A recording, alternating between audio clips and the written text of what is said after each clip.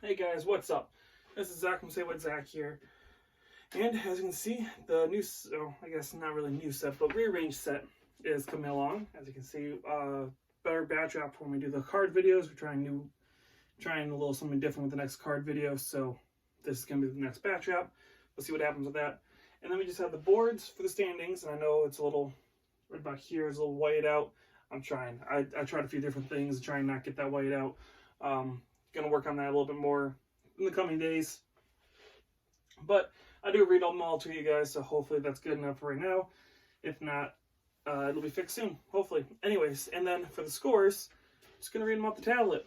Got a tablet that has all the scores in front of me for AHL and NHL. So no more small boards at the moment. Let me just stick with just the two big boards.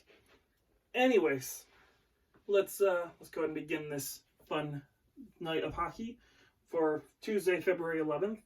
And the kitties are both in here, so let's hope they don't destroy the room while we're trying to do this. We'll see.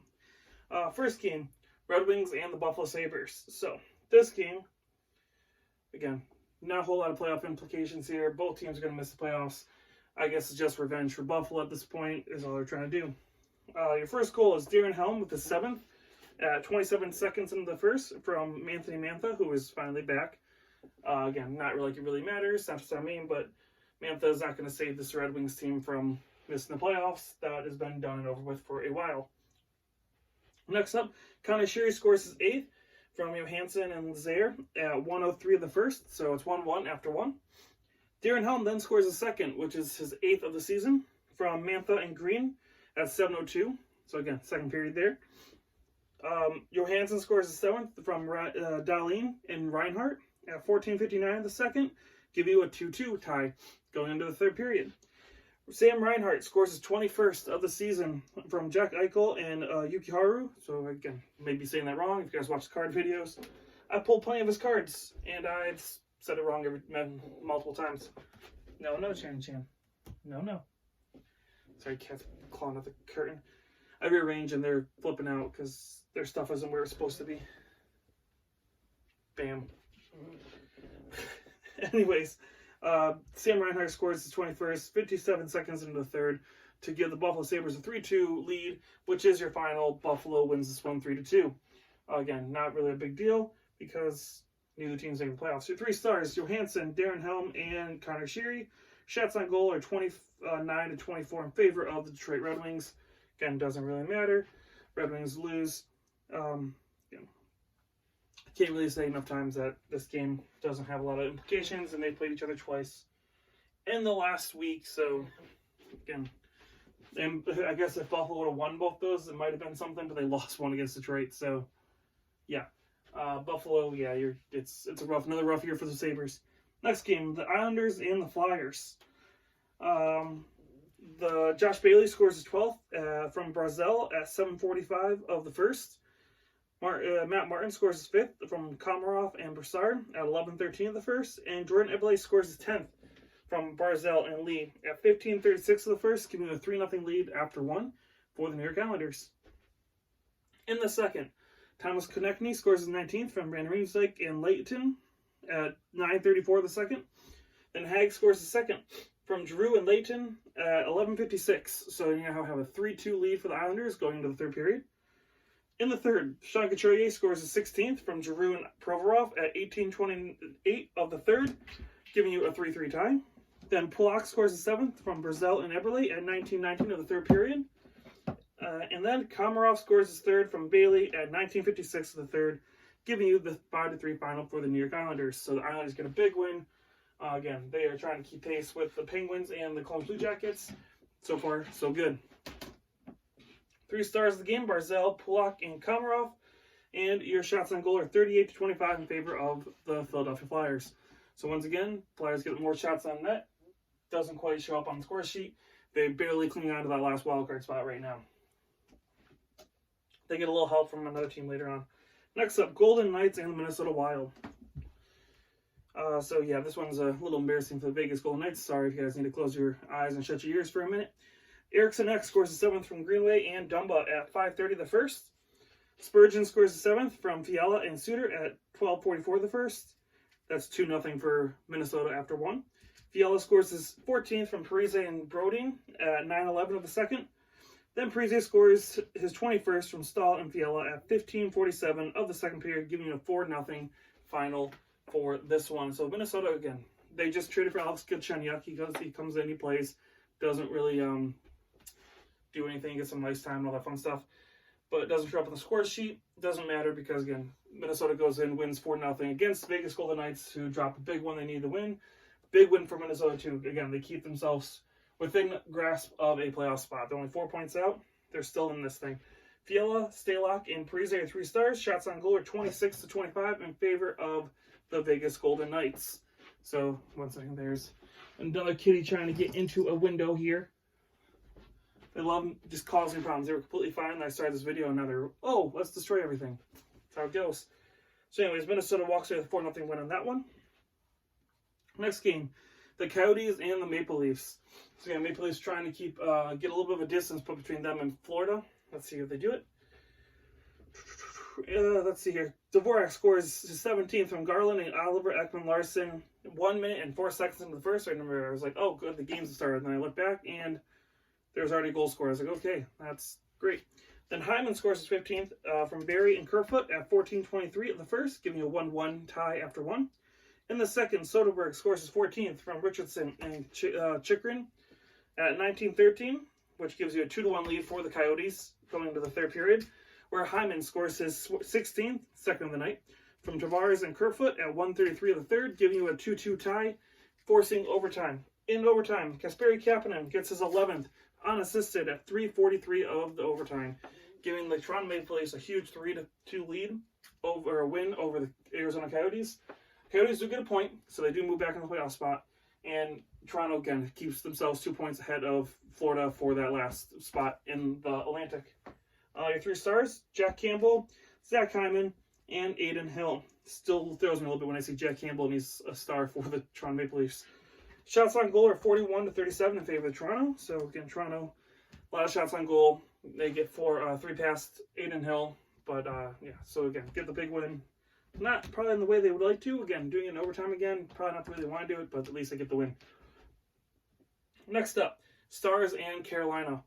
Again, big loss for Carolina. Big win for Dallas. Let's get into it.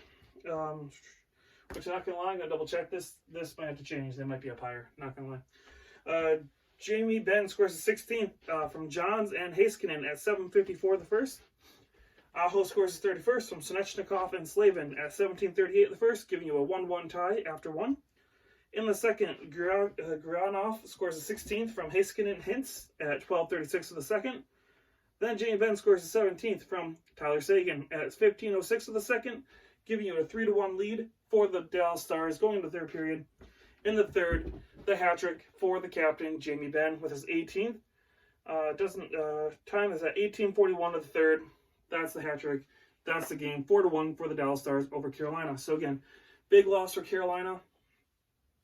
Big win for Dallas. 3 stars, Jamie Benn, Miro Heiskanen, and Georgiev are your 3 stars. Shots on goal, 36-25 in favor of the Dallas Stars over Carolina. So again, Dallas gets a big win. I'm going to double check real quick because I just had that feeling I didn't update Dallas's. Yep, I did not. That's what I thought.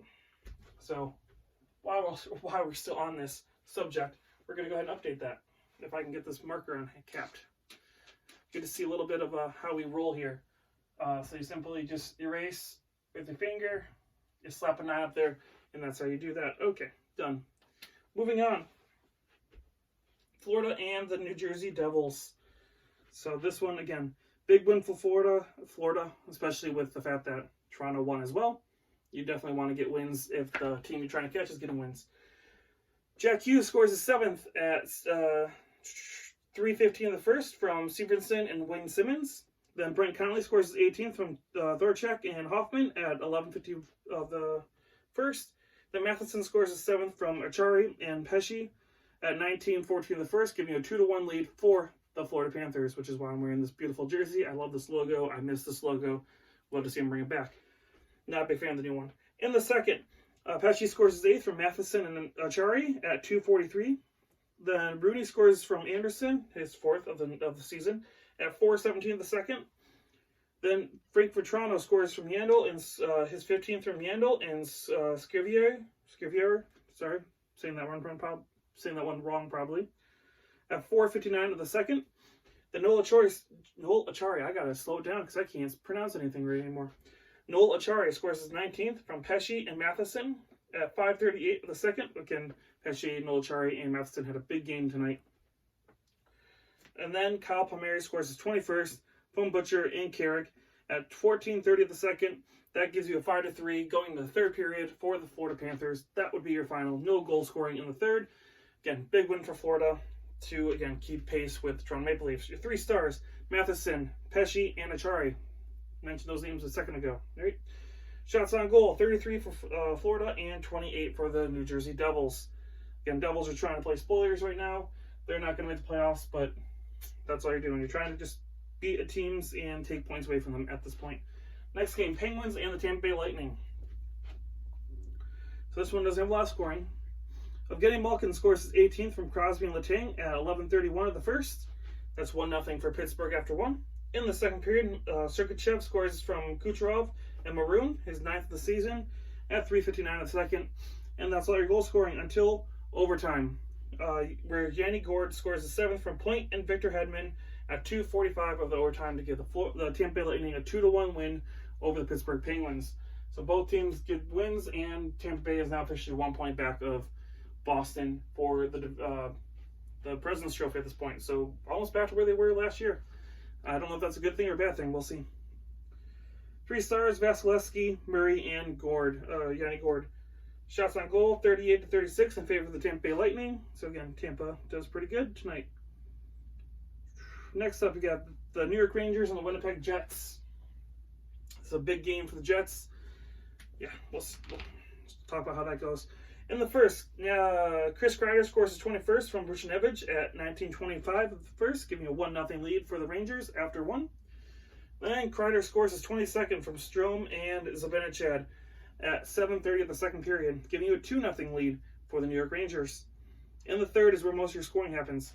Ryan Strome scores his 13th from Fast and Panarin at 53 seconds of the third. Then Zibanejad scores his 23rd from Buchnevich at 1:28 of the third, giving you a 4-0 lead for the New York Rangers. Ouch for the Winnipeg Jets. The Jets do end the shutout streak, though, from Nikolai Ehlers with his 20th from Niku and Josh Morrissey at 4:35 of the third, giving you a 4-1 final for the Rangers. So again, Winnipeg Jets drop a big one, drop out of a playoff spot thanks to the Coyotes. That's going to hurt a little bit. Winnipeg has just fought so hard to get back in that spot, and then they drop out just like that. 3 stars, Kreider, Zibanejad, and Shesterkin. So again, he's definitely looking like he's going to be able to be a backup goalie, or maybe a possible starter for this Rangers team. We'll see what happens on the trade deadline, right? Shots on goal are 44-32 in favor of the Winnipeg Jets. Again, doesn't matter because Shesterkin holds his ground. Only allowing 1 goal. That's pretty good. Next up, you have the Senators and the Avalanche. So this one, yeah, another one where, again, Ottawa's just trying to play spoiler. Let's see if they do it. First up, you got Mikko Rantanen scoring his 18th from McKinnon and Graves at 19:19 the first, giving you a 1-0 lead for Colorado after 1. There is no goal scoring in the second period. In the third, you got Nichushkin scoring his 11th from Burakovsky and Girard. So much nicer to just read it instead of having to write all that up on a board. There you go. That's why we're doing the tablet now, being all technology-based here. At 10:26 in the third, giving a 2-0 lead for the Colorado Avalanche. Then Landeskog gets an empty net goal from McKinnon for his 15th of the season at 18:55 of the third, giving you the 3-0 final for the Colorado Avalanche, who are now very close to catching St. Louis, because St. Louis has been definitely suffering from that Stanley Cup hangover since the All-Star break. Shots on goal, 3 stars of the game, Grubauer, Rantanen, and Nichushkin. Shots on goal, 36-34 in favor of the Colorado Avalanche. So yeah, big win for Colorado. Ottawa does not play the spoiler, but again, they play hard. They play hard. They only, again, until the third period, they were only down by 1. That's pretty good for a team that, again, is kind of still rebuilding. Next up, the Oilers and the Chicago Blackhawks. Again, Chicago desperately trying to stay relevant in the playoff hunt. Let's see if they do it. Doesn't, you can kind of see that, which I know you guys have a harder time seeing that, but I'll go over that in a minute. They don't. So Riley Sheehan scores. Oh yeah, and also Edmonton playing without Connor McDavid, right? So he's out like 2-3 weeks. That's huge news that came out today. So let's, again, they're playing without Connor McDavid. Riley Sheehan scores his 7th from Cassian and Archibald at 1:13 of the first. Saad scores his 17th from Kane and Murphy at 5:56 of the first.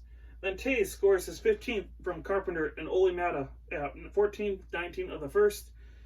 And then, because we're not done quite scoring the first, Yamamoto scores his 6th from Chason and Draisaitl at 17:18 of the first, giving a 2-2 tie going into the second, where Boquist scores his 4th from Kane and Saad at 1:45 of the second, giving the Blackhawks 3-2 lead after 2.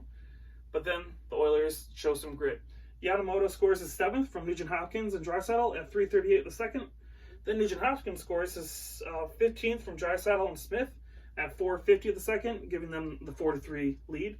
And then Draisaitl gets the empty net goal for his 32nd of the season from 19:57 of third. Draisaitl having an amazing run even without Connor McDavid. He is starting to show why he could be competing with Connor McDavid for MVP of this team right now.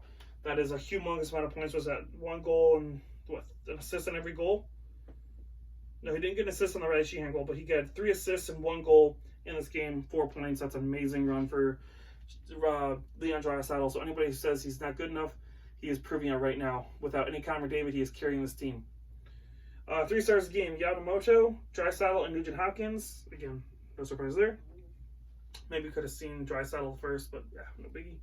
Shots on goal are 41-31 in favor of the Chicago Blackhawks. So the Edmonton Oilers get a big win they need because the Pacific Division got clogged up again. You got to unclog that, get some Drano in there and unclog that.